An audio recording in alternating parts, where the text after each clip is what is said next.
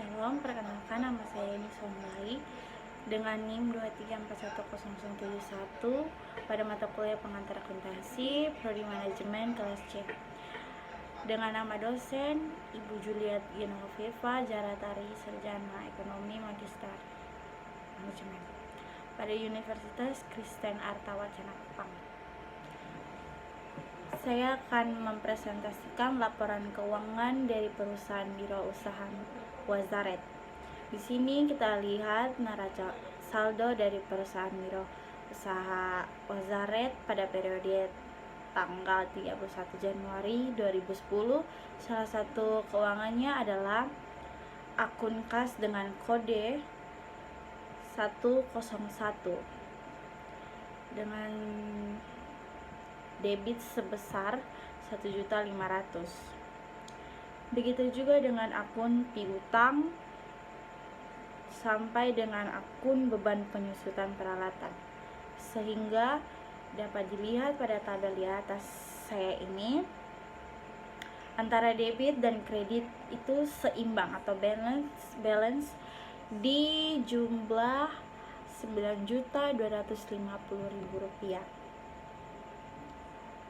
Dari akun-akun ini harus sesuai dengan saldo normalnya. Contohnya pada akun kas bersaldo normal di debit, sedangkan akun utang usaha bersaldo normalnya di kredit. Selanjutnya, jurnal penyesuaian. Tujuan jurnal ini yaitu untuk mencatat pendapatan atau beban yang tidak diakui dalam satu periode. Teman-teman bisa melihat pada tabel penyesuaian di atas ini, dan pada jurnal tersebut seimbang atau balance di jumlah Rp2.250.000. Selanjutnya kita masuk dalam neraca lajur. Pada neraca lajur sendiri terdiri dari beberapa kolom, yaitu kode akun, nama akun, neraca saldo, penyesuaian, neraca saldo disesuaikan, laba rugi, dan neraca. Nah, apa saja yang harus kita persiapkan untuk menyusun neraca lajur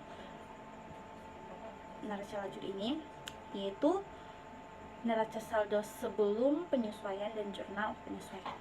Contohnya itu seperti kita mengisi neraca saldo yang sudah kita buat pada tabel sebelumnya, dari kode akun 101 dengan nama akun kas, debit dan kredit sampai pada kode akun 515 dengan nama akun beban penyusutan.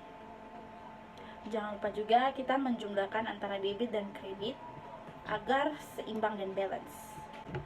Pada neraca saldo disesuaikan, ini diambil atau dihitung dari penambahan atau penyelisihan antara neraca saldo dengan jurnal penyesuaian.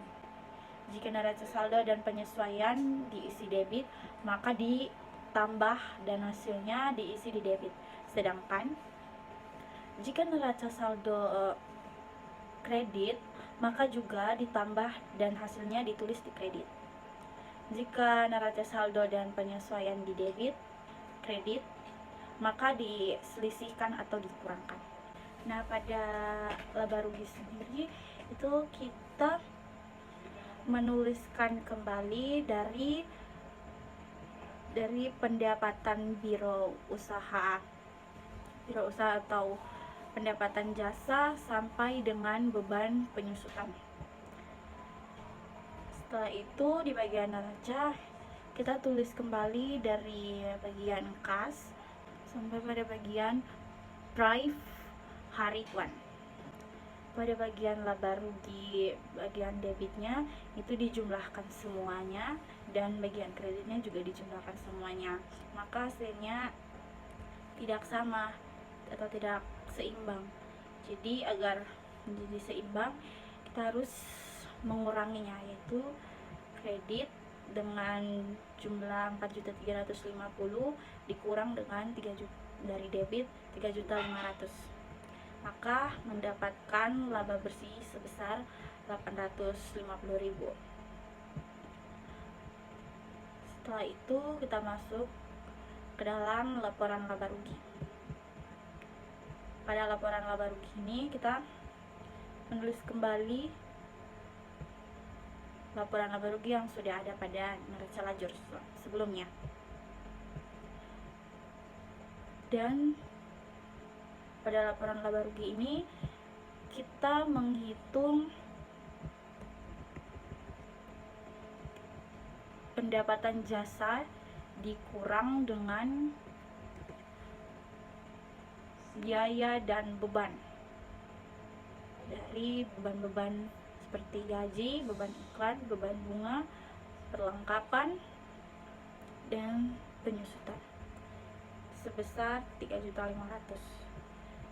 Maka 4.350.000 dikurang 3.500.000 mendapatkan hasil sebesar Rp850.000. Selanjutnya kita masuk dalam laporan perubahan ekuitas.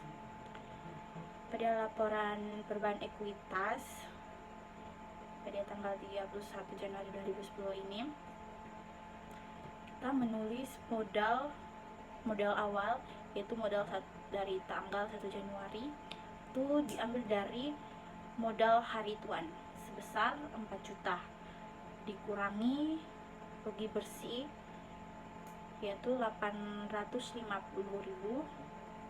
dan price sebesar Rp200.000. Kenaikan penurunan modal diambil dari utang usaha sebesar 1 juta. Untuk mendapatkan hasil akhir atau modal akhir dari laporan dari perusahaan Biro Usaha Wazaret ini, itu kita mengurangi dari modal awal dikurang dengan kenaikan penurunan modal, yaitu 4 juta dikurang 1 juta, maka hasil akhirnya menjadi 3 juta.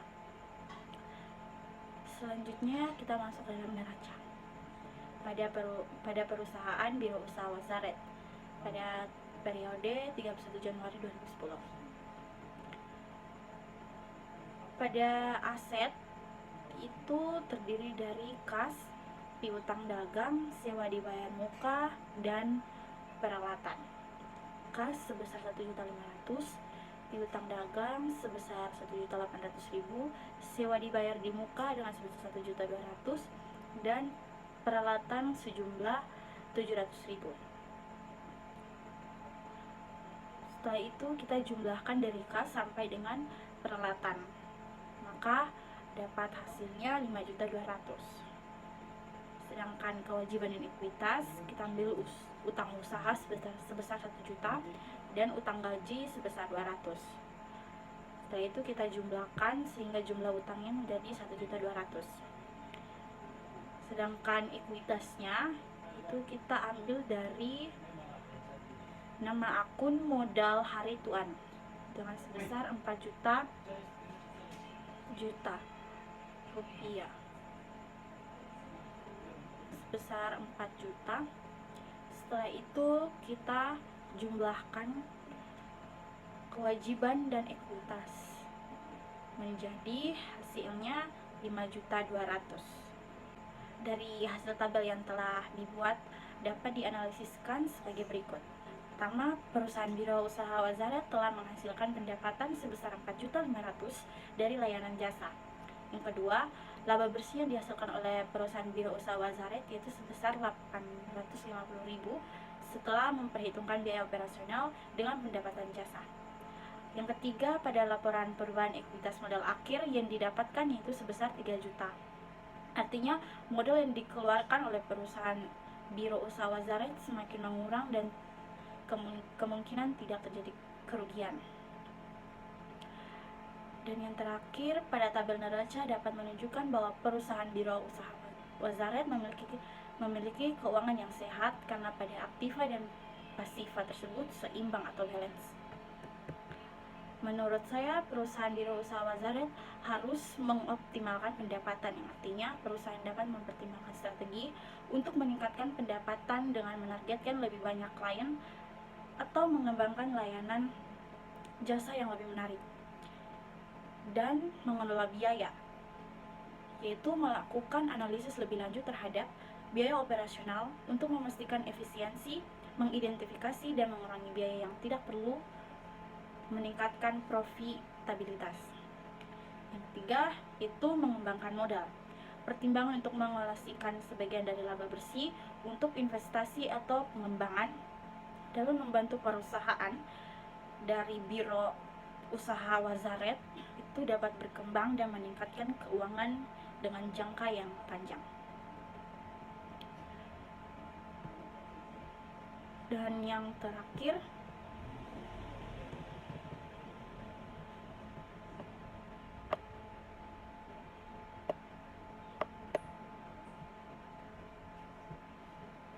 manajemen utang, yaitu pastikan utang usaha dikelola dengan baik dan sesuai dengan kapasitas pembayaran perusahaan Biro Usaha Wazaret, dan hindari akumulasi utang yang juga berlebihan. Yang kelima, pemantauan keuangan, yang berarti perusahaan Biro Usaha Wazaret ini harus selalu berbaharui dan pantau neraca dan laporan keuangan secara teratur. Hal ini juga akan membantu dalam mengidentifikasi tren keuangan dan membuat keputusan yang tepat. Sekian dari saya, terima kasih.